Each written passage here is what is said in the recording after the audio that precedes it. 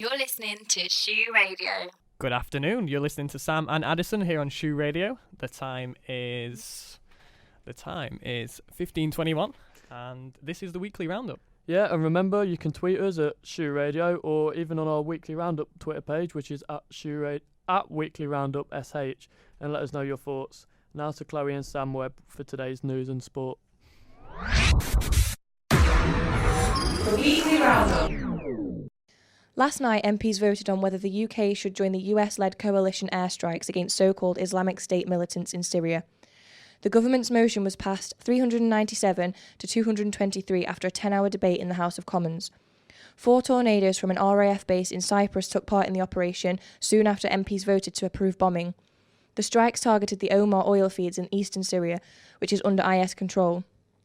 According to Defence Secretary Michael Fallon, the strikes were successful. Coming up later, we'll be talking to a campaigner who's against the decision. The Olympic athlete Oscar Pistorius' conviction has been changed from manslaughter to murder. He killed his girlfriend Riva Steenkamp in February 2013 after shooting her 4 times through a locked toilet door. He is currently under house arrest after spending 1 year of his original 5-year sentence in jail. Pistorius will have to return to court to be resentenced for murder. A Sheffield sex attacker has been left battered and bruised by his victim. Jonathan Holmes' appalling attack was only stopped by the extraordinary behaviour of his intended victim, who fought back by hitting him with her keys and biting down on his tongue. He was sentenced to 4 years and 6 months in jail at Sheffield Crown Court yesterday after previously admitting sexual assault. Judge Sarah Wright told Holmes she had no doubt whatsoever he had deliberately targeted the young woman. She said his intended victim had fought back with considerable bravery and courage. That's all for the news. Here's Sam Webb with the sport.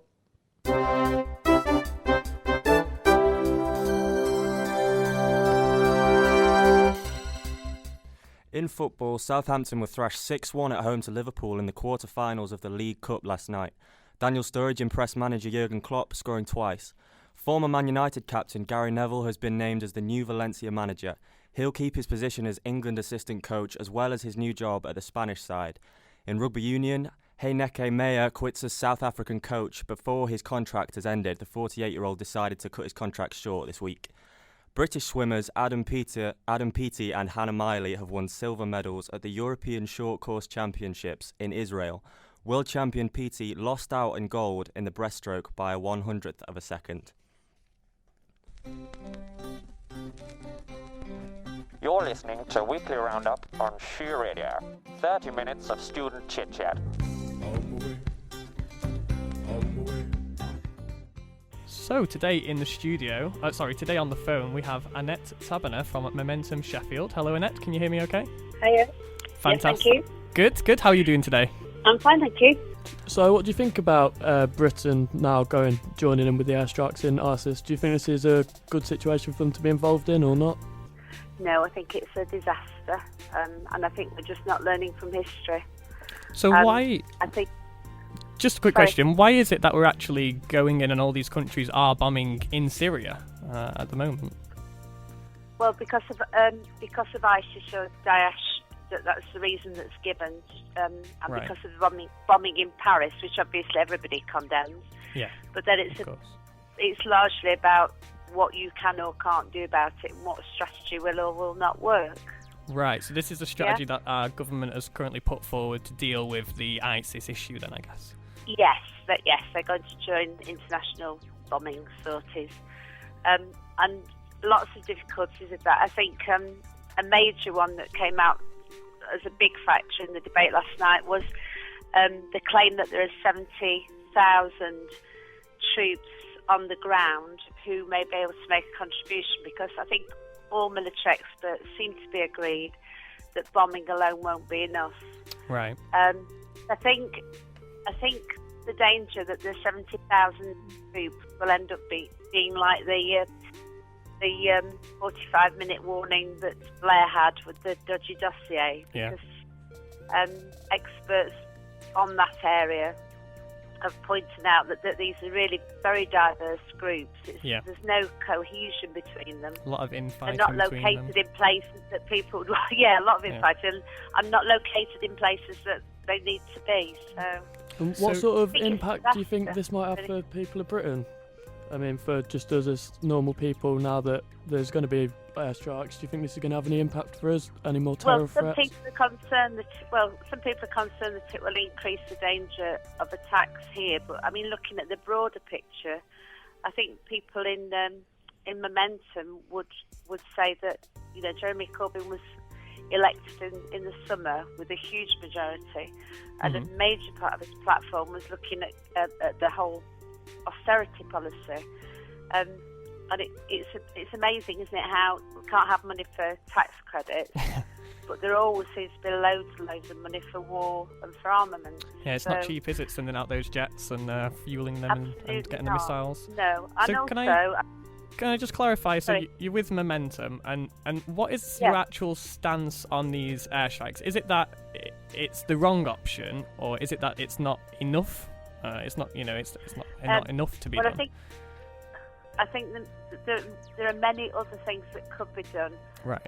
One of the things is that an awful lot of oil is being exported, which then funds ISIS.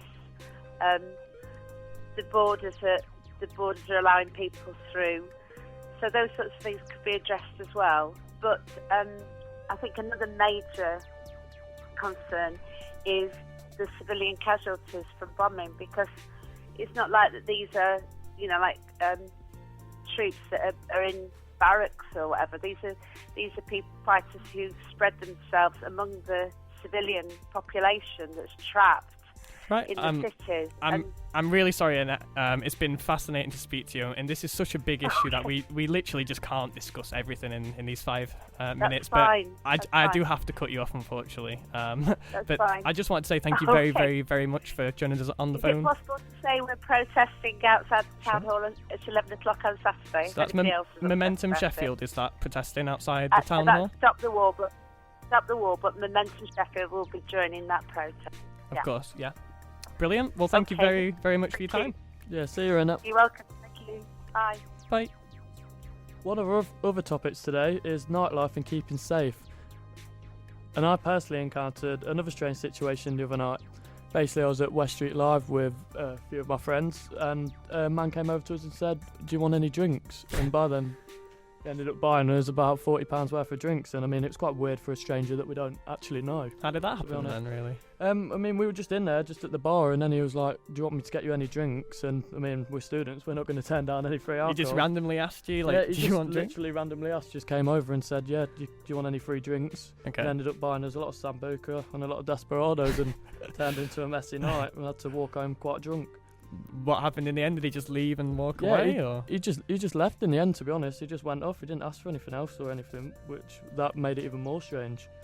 Oh, a bit weird, yeah. I guess that would put you on the edge a bit, maybe. It was a little bit. So one way of staying safe is through the recently developed Uber taxis.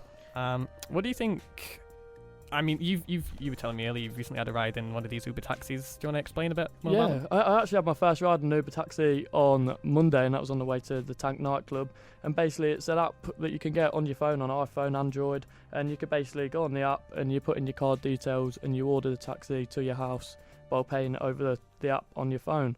And from this, you get drivers that you can rate on the app as well. So, I mean, they're always a lot friendlier. Yeah. And they're going to obviously be a lot more less controversial, so they can get good ratings. Yeah. So, I mean, I think personally it's a really good app to use. I mean, I think it's really good. Especially if you've lost your purse or something like that, because you don't need your cash or your card on a night out, basically. Yeah, and recent events in Sheffield have flagged up, just how important it is to stay safe on a night out now as well. So, Uber taxis can be something really good for the students to be using. So our reporter Sam has been catching up with bouncers in Sheffield. Kind of ties into the whole nightlife and getting taxis. And he's been speaking to bouncers in Sheffield and people who feel that they're untreated fairly by them. A doorman at Corporation Nightclub was recently sacked over allegations of homophobia, and Sam got the reaction of a former bouncer, Pete. I've never noticed any sort of stigma, you know what I mean, things like that. I mean, that is just obviously just one guy, you know what I mean, who's obviously making an opinion. But then again, it's like, it's work banter, I suppose, for some of them. You know what I mean? That's the same banter, picking somebody to pieces and that's probably what that is. But what's deemed work banter for some could surely be offensive to others. I've asked some Sheffield students about their experience with bouncers. I think it's a hard job to have, to be honest. I think in general most of them do a good job. I've never had any trouble with bouncers myself. I just think they get on with their job and do what they gotta do. I think they're always quite jolly and welcoming. I've been thrown out by bouncers a few times, and to be honest, I think sometimes they are doing their job right, but I think a lot of the time they might see something from like across the room and just assume that something's happening, and then just take it upon themselves to like decide what's happened. I also caught up with Louis Reed, professional Sheffield United footballer. Not trying to sound big-headed, but because of who we are and because we're quite well known within the city, most of them are fine with us anyway because they want us to come in and be in their club, really. But not everybody gets the same welcome Louis does. Chris Govan was out in Leeds last year when he was thrown out by bouncers just for having an argument with his friend. This is what happened next. Loads of bouncers just come piling out of this door. One grabbed me around the throat, and the one who initially came out the door was just standing there, just basically just smacking me in the face. The guy who had his arm around my throat was squeezing that tight, I literally couldn't breathe. So I just concentrated more like, I just thought, oh my God, I'm going to die because I just can't breathe, I'm just going to get strangled to death. I don't think I had much left, so I would have passed out or God knows what. Now Chris's dad is actually a high-ranking police officer, and he advised his own son not to take action against these bouncers because there was no point, even after a near-death experience. He said, as sad as it is, there's never any CCTV of these things. It always, usually somehow disappears. There'll be very little evidence, and at the end of the day, you were young and you'd had a drink, and they were grown men who were doing their job. Chris was told there was virtually no point in taking this to court, as very few bouncers ever face jail time for things like this. Why exactly couldn't Chris have just gone to the police? Pete, the former bouncer we heard from earlier, had this to say. Would you say bouncers have a good relationship with the local police? They can do, yeah. Some have a massive respect for each other, and I think they do work closely with each other on that. So these days, more than any. Pete worked as a kind of freelance bouncer around Sheffield in the 90s. He gave me an insight into what it's like. The fact that I got a mutual respect from other guys. Anybody who were a skinny dude, you know what I mean, just didn't get a look in. If you train with these guys, got to know them, they become like brothers. It was like a band of brothers, and they would look out for you. So, did you ever get shocked by the sort of things you'd see, like in nightclubs? Yeah, shocked by how some bouncers do perform, like as in throwing people out. I've even been on the receiving end of that. It was Rotherham Old Football Ground, Savoy nightclub, where I got manhandled out, and I'm a big guy, but I got through against a radiator. Luckily, I were all right. They ended up killing somebody in that same club. After hearing that someone was actually killed by a bouncer at Rotherham Football Club, I caught up with Kirsty Greenhedge, the head of security at Sheffield United FC, to ask her just how much force her employees are permitted to use. We're allowed to use reasonable force if things get out of hand. Now, what somebody will deem as reasonable force has to be determined usually by CCTV coverage. They will get the badge taken off them, and what happens is we look on the security industry portal, and then you can actually check that individual to see whether their licence is still live. Bouncers working without a licence is actually a growing problem in the UK. James, who was out with his friends early last year, inadvertently got a bouncer sacked after it turned out his licence had expired.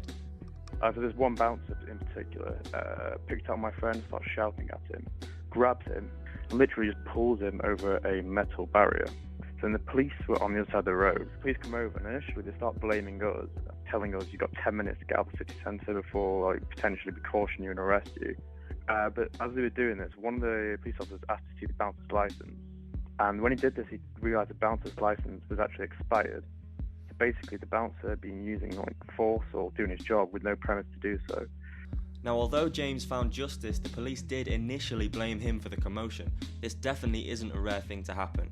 When 19-year-old Dom Stobart saw his friend get knocked out by a bouncer unprovoked at Viper Rooms, he felt he had nowhere to go for help. I just didn't feel there's sort of an obvious way to sort of report it to anyone. Like, would I ring the police and say, my friend's been hit by a bouncer, would they listen because we're all drunk? I mean, I thought if we seem like we're being rowdy and kicking off, then I don't think they'd probably take us that seriously. Well, I'm Neville and I work at a Leadmill. How many years have you been working here for? 9 years. We never attack people. We have had to defend ourselves a few times. You're not there to intimidate people. Yeah. You're there to give empathy to them. Bouncers like Neville are not the problem. The problem are those who throw their weight about and look to cause harm to customers. Sam's highlighted there that most bouncers do their job well, but there are definitely some who still treat customers unfairly. And for more information on this and how to deal with the problem, get in touch with us on our Twitter, which is @theweeklyroundup.sh. Just to remind you listeners that you can always tweet us if you have any experiences worth sharing about bouncers.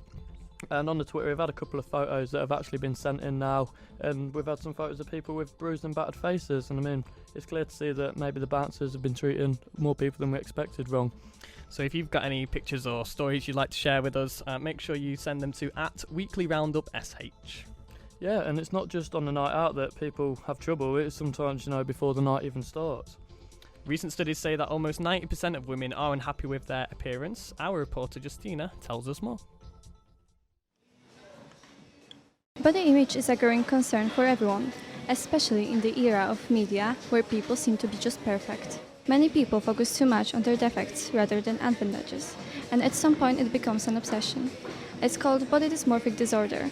Dr. Jamie Fausner, professor of psychiatry, tells us more. The body dysmorphic disorder is a psychiatric condition where people have a concern about something about their appearance, and they think that their appearance is defective in some way, or it's ugly.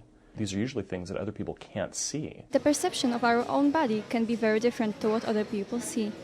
I was talking to one of the students at Sheffield Hallam University. Although Katie is size 8, she still thinks she's too fat and she doesn't like her appearance. What is the first thing you notice about yourself when you look in the mirror? Chubby cheeks. Do you like your chubby cheeks? No, I think it doesn't suit me and it makes me look fat. What about your body? Well, I'm size 8, but I feel fat. Why do you feel fat? I don't know, I just think I'm fat. So what would you change about your body? Everything. Maybe not my eyes, but my legs, my stomach, my everything. But it's not just girls who are concerned about their bodies. I'm at the gym now and I'm talking to Luis. He trains every day and follows a strict diet. Are you happy with your body now? No, not really. I always kind of strive to improve. This time of year is maybe a struggle, get a bit lazy as nights get earlier, and yeah, never really 100% happy. What would you like to change? I'd like to see less fat and a bit more muscle mass. Yeah, just a little bit less body fat. To find out how we see ourselves differently than other people see us, I decided to conduct a little experiment. I'm going to ask a few people to describe themselves. And after that, my friend Soraya, who is with me now, will tell us what she saw when she looked at that person.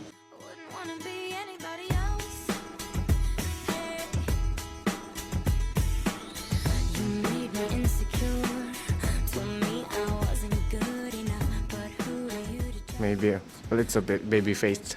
I want to get a bit taller. Well, he said he has chubby cheeks, which I agree, and I think they are cute. I don't know, he didn't stand up, but I would like to be taller so I can sympathize with that. I like my hair because I can change it every day. So I think that's the only thing I like. So what would you change if you could? I think my teeth and my lips, because my mouth is really small. I think she is very pretty. She said she is not thin, and I was like, she is not too thin. And I agree that she is not too thin, but she is definitely thin, and I'm so jealous of her figure. And yeah, I think it's beautiful. And she talked about her lips, and they are thin. And I can sympathize with that, but I think she's still pretty, and her lips are not the first thing that I saw. What do you like the most about yourself? About myself, okay. Quite like my eyes, yeah. I don't like my ears, I think they're really small. And that's like, yeah, it just annoys me. And I've got quite a big nose as well, so I would probably change that if I could. I didn't even notice her nose. What about you? I thought it was rather average. I noticed it, but when she said it, I said, well, yeah, I do agree, but it's not that bad. She likes her eyes, and I agree as well. They are also big and bright, and they are nice. My face, because it's fat. That's it. Do you think it's fat? No, my cheeks are quite chubby. That's it. Yeah. What about your body? Are you happy with your body? Yeah, but I am quite fat. She said that her cheeks are chubby, and that's the first thing I noticed. And I think it's because of the headscarf. It goes around her face, so that's the first thing you notice. But she said she liked her eyes, and to be honest, maybe it's because I have similar eye color, I didn't notice it. I thought it was not unusual. Is there anything we can actually do to see ourselves the way we really are? Psychologist Jennifer Heitner offers some advice. The most important is retrain your brain. Really work to switch the neural pathways that are firing all the negative stuff into affirming positive things. This is Justina for the Weekly Roundup on Shure Radio. The Weekly Roundup.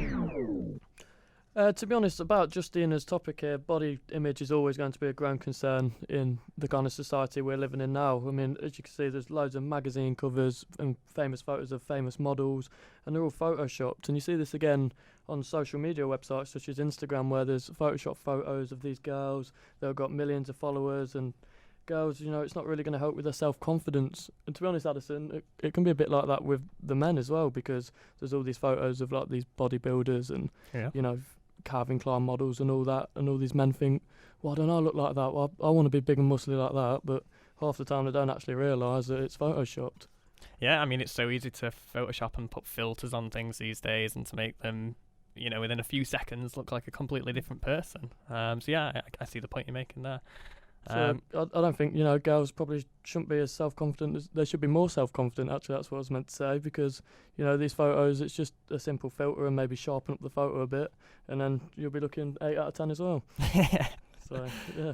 It's kind of interesting, and we probably haven't got time to talk about it now, but it's really interesting to think of like where this comes from and why it's pushed on us by the media and maybe why we all buy into it. But I guess that just shows how much of a large topic it is.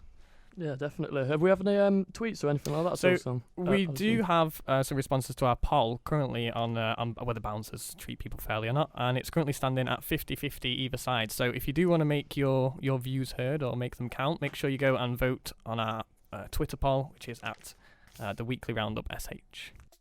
So moving on to our topic about students and being ill. I kind of know a little bit about this, but considering student life is pretty much revolved around drinking, I'm not really surprised that most students are always ill. Yeah, definitely. I mean, there is the dreaded freshers flu that many people, you know, experience, where it's usually when the freshers, they come up to university and they're just not used to going out 3-4 times a week, or, you know, going out that whole week at the beginning when you're meeting new people, and eventually, you know, this catches up with them and it causes them to be quite ill. Yeah, well, Chloe's been looking at what sexual health is like in Sheffield and what support there is for students who are worried about this topic. In 2010, the Health Protection Agency released figures about STIs in the UK. Of the 482,696 new cases of diagnosed STIs, 2/3 of them were females aged 15 to 24. For every 100,000 people aged 15 to 24 in Yorkshire, around 2,378 of them have chlamydia, whereas for people aged 25 and over, there are only 86 cases. I'm here at Sheffield Student Union, where a sexual health drop-in is being held. I'm going to try and find out what's being done for students in Sheffield. What's your role here at Sheffield Hallam Student Union then, Jodie? So we've partnered in with James Manson and the union to provide every other week drop-in on a Tuesday afternoon, which offers condoms, chlamydia and gonorrhea screening, pregnancy testing, information advice, and just signposting to other services across the city. And what are you hoping to achieve here within the students? For Hallam, it's very much about us trying to keep students healthy, but also just raise awareness about positive sexual health. Right, so it's very friendly and easy as well. It's not scary for the students at all. Absolutely. So the service is really, really simple. Chlamydia and gonorrhea screening is really easy. It can either be done by a urine sample or a vaginal swab, which is done by the students. We don't get involved in any of that. You don't have to show us anything or anything like that. So it's just a quick sample. We take it away and the results are then sent to someone's mobile phone via text message. Everything is free and confidential. But what we would always encourage students to do is to come in if you're concerned about anything, just to chat to us and just for reassurance, really. After speaking with Jodie, I decided to go and ask some students how they would react if a friend told them they had chlamydia. This is what they said.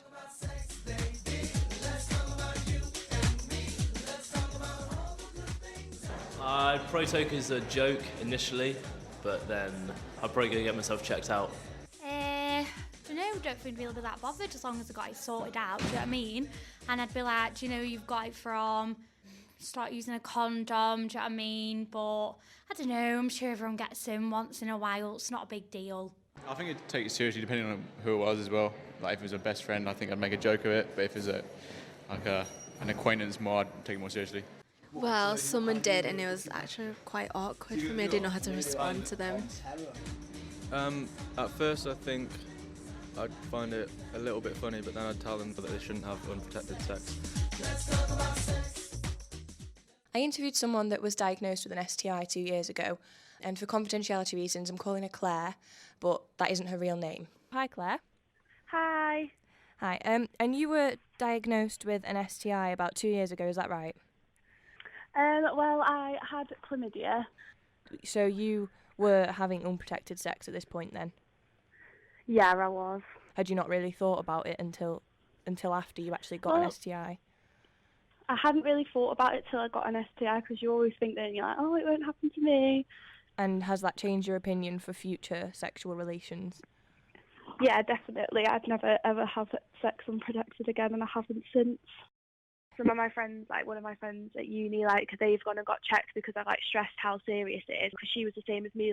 Oh, well, they just won't have it because they were really nice. So I was like, honestly, just go and get checked, because you just don't know who you could get it off. How did your friends respond when you told them? We had a bit of a laugh about it. I just took it as more of a joke. Like I didn't really want to sit and seriously talk, and so we all just laughed about it. Because it is just embarrassing. Did you tell any of your previous partners then? What was your outlook on that? I wanted to tell them. I wasn't very close with them, and I was a bit embarrassed to tell them because like of their friendship group at college and stuff. So I was like, oh, I didn't want people thinking like I'm disgusting. So I just rang back the clinic, and they were like, oh, and honestly, don't worry about it. If you give me the numbers, we can ring and just say, oh, we're not going to tell you, but we know that there's a possibility that you could have it, so just go and get checked. Okay, so for other people that are worried about having to tell previous partners because it's embarrassing, rather than not telling them, you can do it through a clinic anonymously then? Yeah. So it has given people like the incentive to be careful as well as you, not just you. You having it has protected a lot of your friends, I suppose, and they're being a lot safer as well. Yeah, definitely. I'd say all my friends are a lot safer, and like it's not embarrassing to like use protection. It's more embarrassing to get chlamydia. Although most people do take chlamydia as a bit of a joke, health professionals are urging sexually active students to go and get checked, as if it is left untreated, it can be quite serious.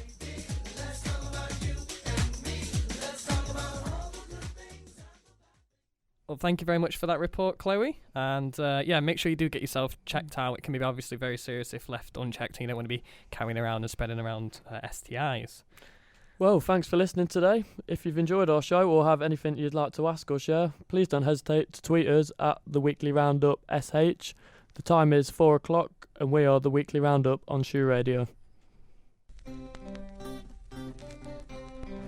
You're listening to Weekly Roundup on Shoe Radio. 30 minutes of student chit-chat.